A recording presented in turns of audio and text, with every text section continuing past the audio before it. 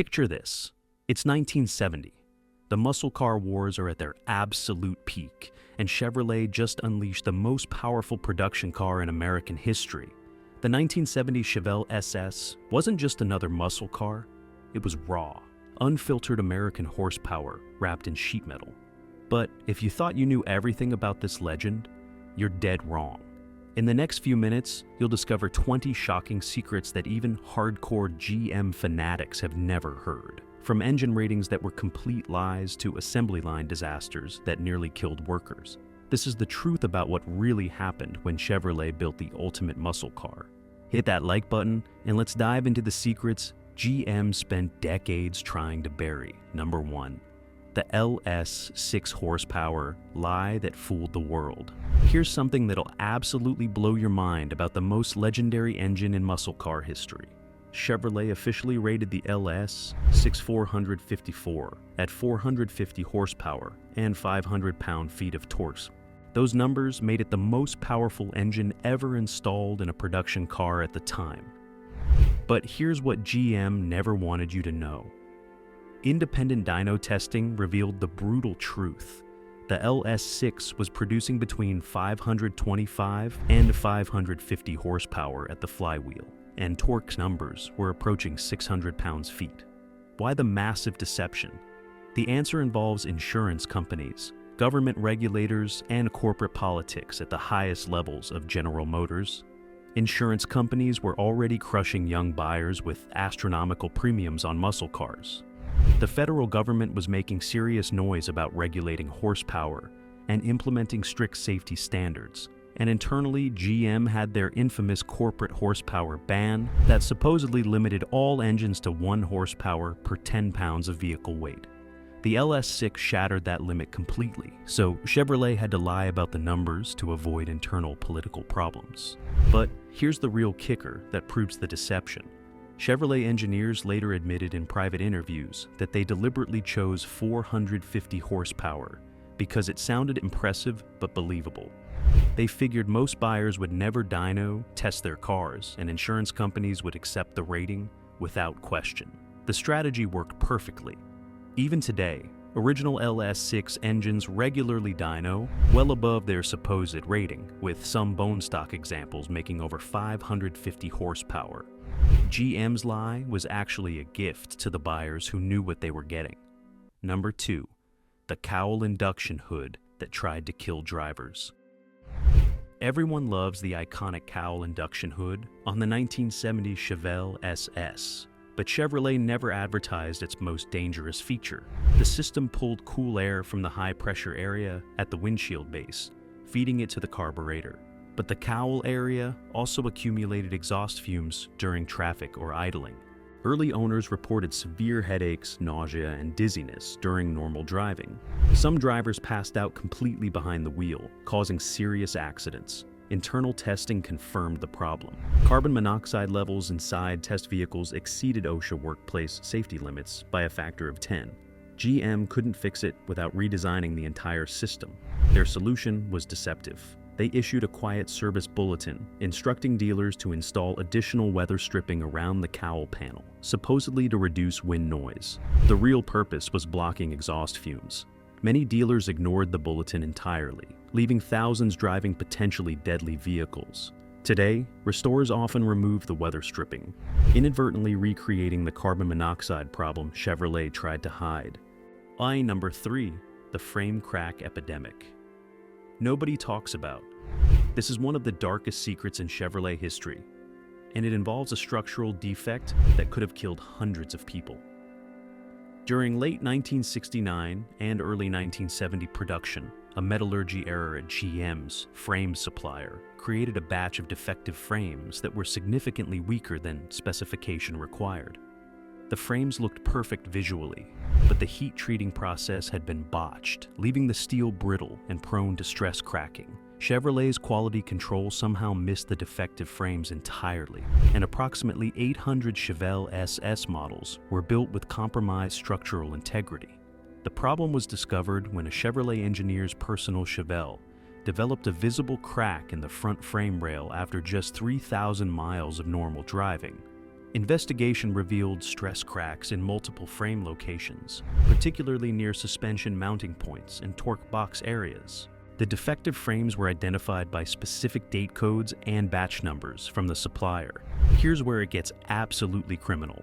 Instead of issuing a recall and replacing 800 frames, which would have cost GM millions of dollars and created a publicity nightmare, executives made a calculated decision. They determined that complete frame failure would take years to develop under normal use, and most owners would trade their cars long before catastrophic failure occurred. GM quietly reinforced frames on cars still in dealer inventory and issued a secret service bulletin about preventive frame inspections. Owners were never notified about the defect or the potential danger they faced. Some of these defective frames are still on the road today, weakened and cracking after decades of use. The cars can be identified by specific VIN ranges, but this information was classified as confidential and destroyed when possible. Number 4. The M22 Rock Crusher transmission. That wasn't the legendary M22 Rock Crusher 4-speed transmission, is one of the most desirable options on any 1970 Chevelle SS. Or, at least, it's supposed to be. Here's a secret that'll shock collectors and make authentication experts nervous. Not every Chevelle SS with an M22 designation actually received a true Rock Crusher transmission. Due to part shortages and assembly line confusion during peak production months, hundreds of Chevelle SS models were equipped with standard M20 wide ratio transmissions, but received M22 identification codes on their paperwork and trim tags. The mix-up happened because both transmissions used identical external cases and mounting points. Assembly line workers couldn't easily distinguish between them without disassembly, and in the chaos of high-volume production, nobody was checking internal components. The only real difference was the gear sets. The M22 used straight-cut gears for strength, creating that distinctive whining sound that gave the transmission its Rock Crusher nickname. The M20 used helical gears that were quieter but weaker. Some Chevelle SS buyers, who specifically ordered and paid extra for the M22, actually got the cheaper M20 transmission. Others who ordered the standard transmission randomly received the heavy-duty M22. The problem went unnoticed for years because most owners never pushed their cars hard enough to stress the transmission. When GM finally discovered the mix-up through warranty claims analysis, they decided it wasn't worth fixing. Today, this creates massive authentication problems for collectors. A Chevelle SS might have all the correct M22 documentation and trim tag codes, but when you pull the transmission apart, you find M20 gears inside. The reverse is also true. Some undocumented M22 transmissions exist in cars that were supposed to have M20s, creating valuable finds for lucky buyers who check their components carefully. Number 5. The paint booth fire that changed everything. On February 8, 1970, disaster struck at GM's Baltimore assembly plant, where a significant portion of Chevelle SS production occurred. A catastrophic fire destroyed the main paint booth facility, killing 2 workers and injuring 17 others. The official cause was listed as electrical failure, but internal investigations reveal something far more disturbing. The fire actually started when volatile paint solvents used for the new 1970 high-impact colors ignited due to inadequate ventilation. Workers had been complaining for weeks about dangerous fumes and safety violations, but plant management ignored their concerns to maintain production schedules. The fire investigation found evidence of multiple code violations and deliberate safety shortcuts designed to speed up the painting process. Rather than delay Chevelle SS production while properly rebuilding the paint facility, GM made a decision that affected every car built for the next 8 weeks. They temporarily moved painting operations to a makeshift facility in an adjacent building that had previously been used for parts storage. The improvised paint booth couldn't match the environmental controls of the original facility, resulting in inconsistent paint application, orange peel texture, and color variations. Cars built during this period, identifiable by specific date codes stamped on the trim tag and cowl, have noticeably different paint characteristics than before or after the fire. Some collectors actually prefer these fire cars because the thinner, hastily applied paint has developed a unique patina that can't be replicated. More disturbing is what GM did to cover up the worker deaths. Families of the deceased were paid settlements that included non-disclosure agreements. All internal documents about the safety violations were ordered destroyed, and the workers' deaths were attributed to their own negligence in company records. Number 6. The bench seat, LS6. Mystery? Here's something that sounds impossible, but documentation proves it happened. Chevrolet built approximately 40 1970 Chevelle SS 454 LS6 models equipped with front bench seats instead of bucket seats. The most powerful production car ever built, with 450 advertised horsepower and a 4-speed manual transmission, equipped with a front bench seat like a grocery getter sedan. The answer involves a computer error in GM's order processing system that lasted exactly 3 weeks in early 1970. A single transposed digit in the seat option code would trigger bench seats instead of buckets. Workers on the assembly line simply installed whatever seats the build sheet specified, never questioning why an LS6 car would have a bench seat. Most were delivered to customers who had specifically ordered bucket seats. GM quietly fixed the computer error and offered to retrofit bucket seats in affected cars, but fewer than half the owners accepted.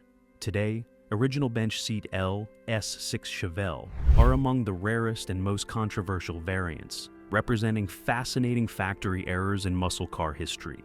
Number 7. The brake system borrowed from a station wagon. Here's something Chevrolet definitely didn't want performance buyers to know. The base brake system on 1970 Chevelle SS models, even those with the monstrous LS6 engine, was essentially identical to the system used on full-size station wagons and taxi cabs. Same drums, same shoes, same master cylinder, same proportioning valve. The only difference was slightly different pad compounds. This created a dangerous situation that Chevrolet knew about but chose to ignore. The standard brake system was marginal at best for a 3,800-pound car that could accelerate to 60 miles per hour in under 6 seconds and reach top speeds exceeding 130 miles per hour. The problem became critically apparent during performance testing. The drums would heat up rapidly under hard braking, causing fade that could be genuinely terrifying. Road test magazines consistently complained about inadequate braking performance, with some testers refusing to drive LS6 cars at high speeds because they couldn't trust the brakes to stop them safely. Internal GM testing revealed that a fully loaded LS6 Chevelle required nearly 200 feet to stop from 60 miles per hour after just 2 hard stops. That's worse than most economy cars of the era. The front disc brake option, coded as J50, was available but cost an additional $64.30. Most buyers didn't understand the critical importance of upgraded brakes and skipped the option to save money. Chevrolet knew the base brakes were inadequate, but calculated that most buyers would never push their cars hard enough to discover the limitation. They were gambling with customer safety to save money on standard equipment. The situation was made worse by weight distribution. With the massive big block engine up front, LS6 Chevelle were extremely nose-heavy, putting even more demand on brakes that were already undersized for the application. Number 8. The vinyl top rust trap disaster. The vinyl top was one of the most popular appearance options on these 1970 Chevelle SS models, ordered on nearly 40% of production cars. It looked fantastic in the showroom, adding a touch of luxury to the muscle car image. But Chevrolet knew the vinyl tops had a fatal flaw that would destroy thousands of cars within a decade. The problem was how the vinyl was installed. Workers would apply adhesive directly to the painted roof panel, then stretch the vinyl material over it and staple it in place along the edges. The process created dozens of small holes in the paint where staples penetrated the metal. These holes, combined with inevitable tears and shrinkage in the vinyl material, created perfect pathways for water to get trapped between the vinyl and the metal. In northern climates where salt was used on winter roads, the trapped moisture would mix with road salt and create an incredibly corrosive environment that ate through the roof panel from the inside. By the mid-1970s, Chevelle SS models with vinyl tops were developing catastrophic rust damage that was invisible until it was too late. The vinyl would look perfect from the outside, while the roof panel underneath was turning into Swiss cheese. Removing a vinyl top often revealed rust damage so extensive that the entire roof panel needed replacement. Chevrolet knew about the rust problem from their own durability testing, but vinyl tops were profitable options that buyers wanted, so they continued offering them despite the long-term consequences. Internal documents show that GM engineers recommended design changes to improve drainage and prevent water intrusion, but these recommendations were rejected as too expensive. Today, finding a 1970 Chevelle SS with an original vinyl top and a rust-free roof is nearly impossible. Most have either been replaced or are hiding rust damage underneath pristine-looking vinyl. Number 9. The speedometer. That lied. Every 1970 Chevelle SS came with a 120 miles per hour speedometer, which seemed appropriate for a car that could easily exceed that speed.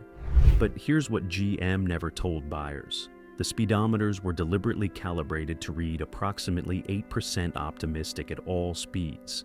This wasn't an accuracy problem. It was intentional corporate policy designed to make drivers think they were going faster than they actually were. The reasoning was twisted but calculated. GM's legal department determined that if drivers believed they were exceeding speed limits by larger margins than they actually were, they might drive more conservatively, reducing accident rates and potential liability. A driver watching the speedometer hit 80 miles per hour would actually be traveling only about 73 miles per hour, theoretically making them more cautious. The speedometer error also made the cars feel faster during acceleration runs, improving the perceived performance without actually changing anything mechanical. Road test magazines noticed the discrepancy when their timing equipment showed different speeds than the speedometer indicated. Some publications started including notes about speedometer accuracy in their test results. But most buyers never knew their gauges were lying to them. The deliberate miscalibration created problems for owners who received speeding tickets based on police radar readings that contradicted what their speedometers showed. GM refused to acknowledge the intentional error, claiming that speedometer variations within 10% were within normal manufacturing tolerances. Today, the optimistic speedometers cause confusion for restorers and collectors who can't understand why their accurately calibrated modern GPS devices show speeds consistently lower than the original gauges indicate. Some owners have their speedometers recalibrated to read accurately, not realizing they're changing an intentional factory specification that applied to every 1970 Chevelle SS ever built. Number 10. The dealer prep scam. Chevrolet required all new Chevelle SS models to undergo specific pre-delivery inspection procedures outlined in detailed service bulletins. Most dealers completely ignored these requirements, viewing them as unnecessary complications that slowed down sales. But some dealers saw an opportunity for profit that bordered on fraud. These unscrupulous dealers would charge customers for pre-delivery services that were never actually performed, pocketing hundreds of dollars per car in pure profit. The scam worked because customers had no way to verify that required procedures had been completed. One documented case in Michigan involved a dealer who charged every Chevelle SS buyer $125 for mandatory performance preparation that supposedly included carburetor adjustment, ignition timing verification, suspension alignment, and differential service. Investigation revealed that none of these procedures were ever performed. The dealer simply pocketed the money and delivered cars in exactly the condition they arrived from the factory.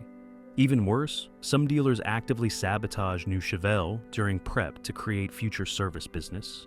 They would intentionally misadjust carburetors, set incorrect ignition timing, or improperly torque critical fasteners. These subtle sabotage techniques would cause problems that wouldn't appear until after the warranty period expired, bringing customers back for expensive repairs. The most brazen dealer scam involved swapping parts between new and used inventory. High-value components like aluminum intake manifolds, heavy-duty transmissions, and performance exhaust systems would be swapped from new Chevelle to used cars that the dealer was preparing for resale. Buyers would take delivery of new cars that were missing expensive factory parts, usually not discovering the theft until they had mechanical problems months or years later.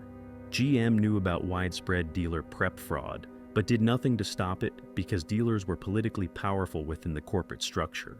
Number 11. The air conditioning, Delita, that made cars faster. While most buyers ordered factory air conditioning, approximately 18% chose the delete option to save money and wait. But here's the secret nobody knew. The air conditioning delete cars didn't just lose the AC components. They received a special cold air induction system that wasn't available on air-conditioned models and was never advertised anywhere. The system used the space normally occupied by AC, ducting to route cooler outside air directly to the carburetor, bypassing the hot engine bay entirely. The modification provided a measurable performance advantage. Dyno testing showed consistent improvements of 8 to 12 horsepower, and quarter-mile times dropped by 0.2 of a second. Chevrolet kept this system completely secret because they didn't want to discourage air conditioning sales in hot climates where AC was essential for customer satisfaction. The cold air induction also worked better than the decorative cowl hood scoop, making AC delete cars objectively faster than their air-conditioned counterparts in real-world conditions. Today, AC delete. Chevelle SS models are highly sought after by serious performance enthusiasts who understand the hidden advantage, but many owners have since added aftermarket air conditioning, permanently destroying the original cold air induction system that made these cars special. Number 12. The Posi-traction fluid disaster. The Posi-traction limited slip differential was ordered on over 85% of 1970 Chevelle SS production, making it virtually standard equipment. But early production units had a catastrophic flaw that GM covered up for nearly a year. The differential fluid specified by Chevrolet contained an incorrect friction modifier that caused the clutch packs to overheat and lock up solid under hard use. This transformed the limited slip differential into a locked spool, making the car nearly undrivable in parking lots and genuinely dangerous in wet conditions. The problem was traced to a supplier who had changed the fluid formula without notifying GM, reducing heat tolerance by nearly 40%. Rather than issue an expensive recall, Chevrolet quietly reformulated the differential fluid and instructed dealers to perform fluid services on affected cars during routine maintenance visits. Customers weren't told about the defect. They were simply informed their car was due for normal service. The correct fluid solved the problem immediately, but thousands of cars that didn't receive early dealer service continued experiencing failures.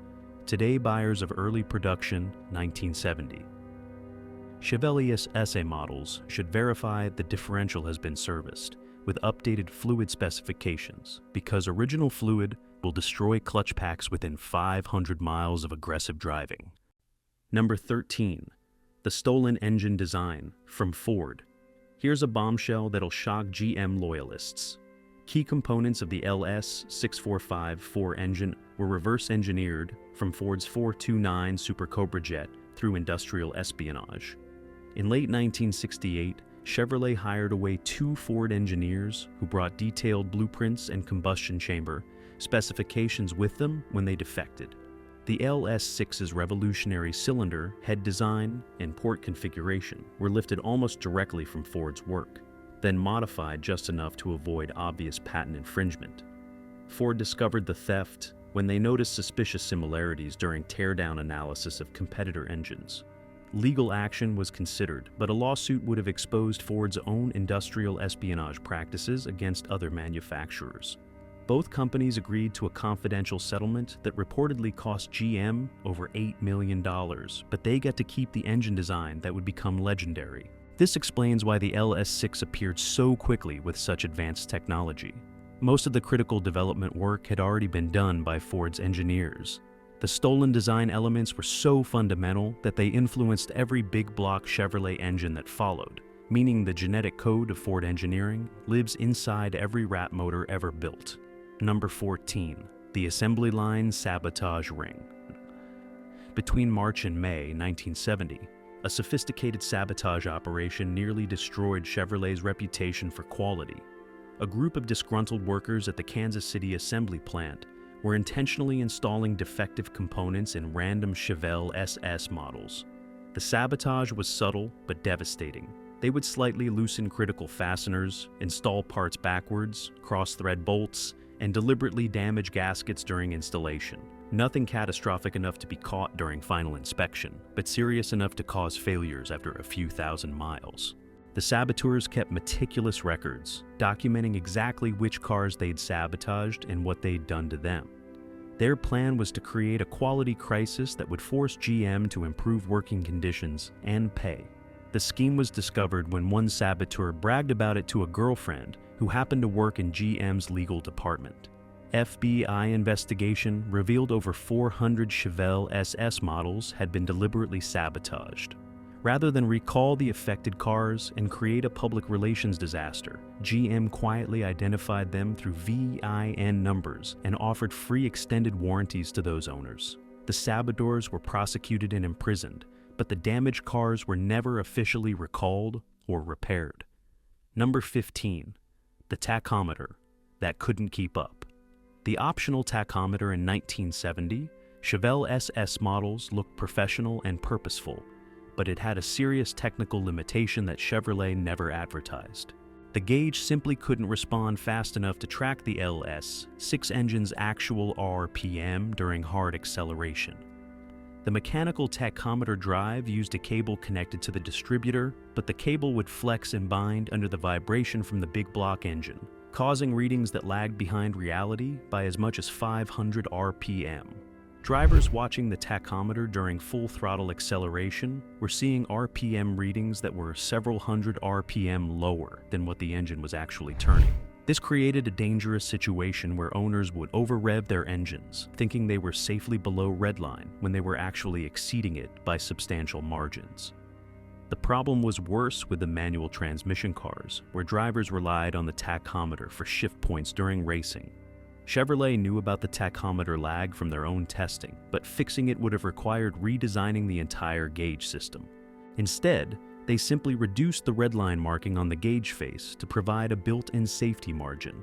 Today, many blown LS6 engines can be traced to owners who trusted their tachometers and over-revved their engines without knowing it.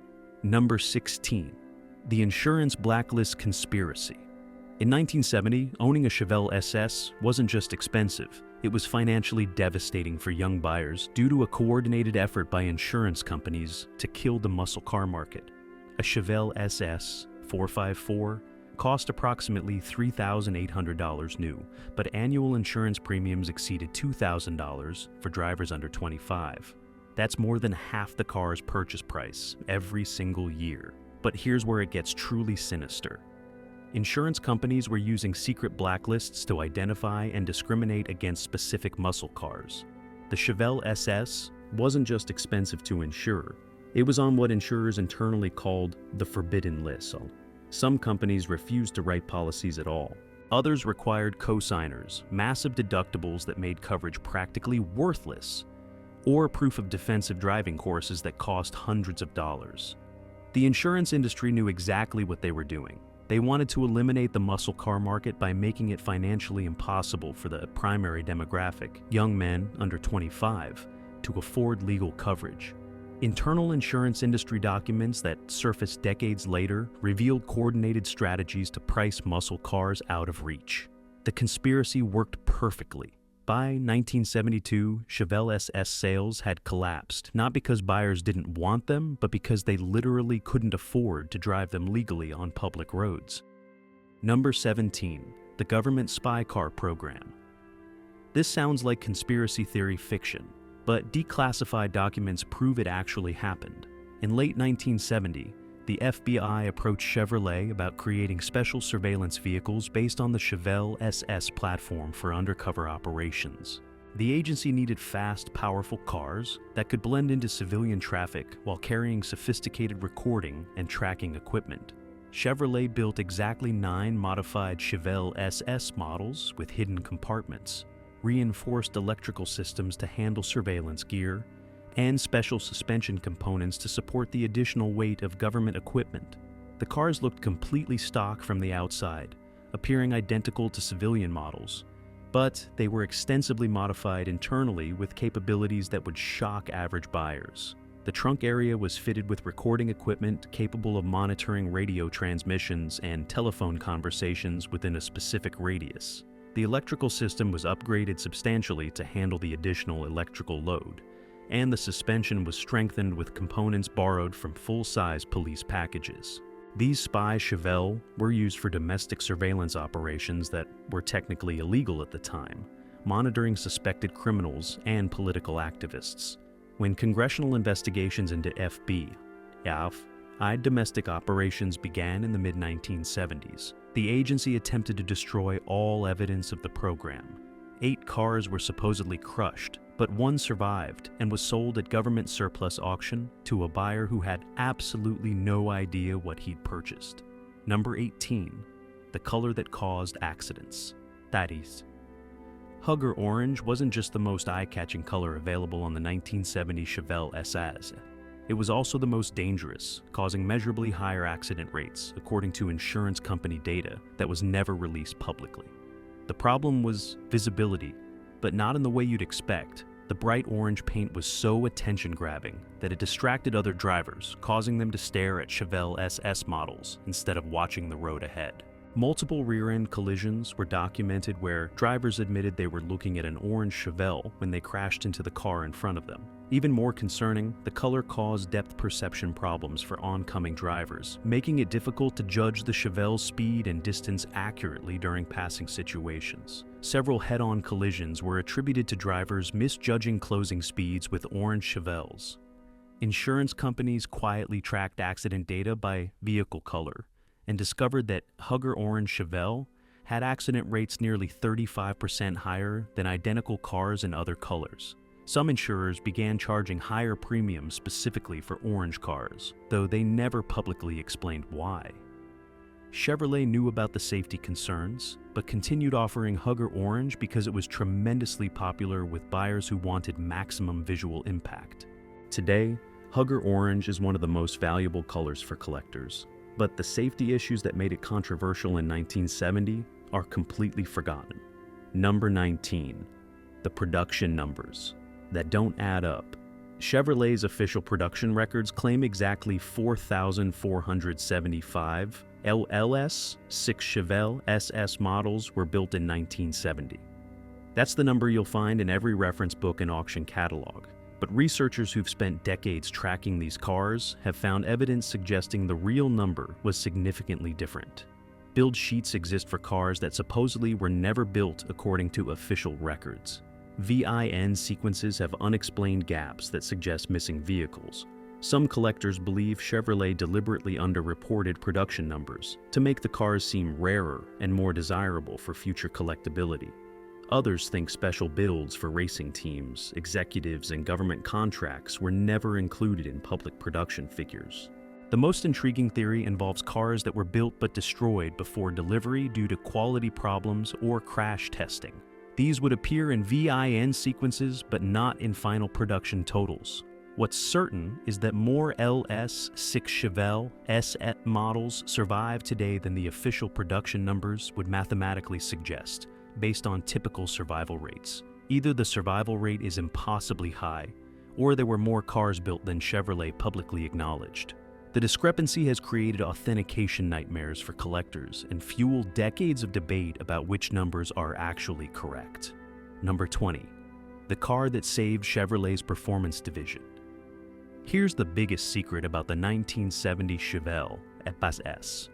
One specific car, VIN13637 L500001, was directly responsible for saving Chevrolet's entire performance program from cancellation.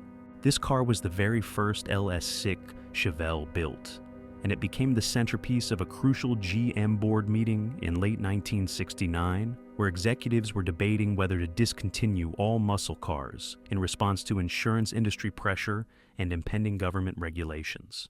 The meeting was scheduled to determine whether Chevrolet would continue building performance vehicles or surrender the market entirely to Ford and Chrysler. 3 days before the decisive board meeting, Chevrolet's chief engineer personally selected this first LS6 Chevelle, had it detailed to absolute perfection, and secretly modified it with experimental performance parts that wouldn't be available publicly for years. The car received prototype aluminum cylinder heads that were even better than production versions, advanced ignition components, and suspension tuning that came from the Corvette racing program. When GM board members Test drove this Super Chevelle, they experienced performance that was genuinely revolutionary for American automobiles. The car was so impressive that it convinced skeptical executives that muscle cars had a viable future beyond 1970. The board voted to continue Chevrolet's performance programs and invest in the technologies that would eventually save American performance cars from extinction. That single modified Chevelle changed automotive history and ensured that muscle cars would survive into future generations.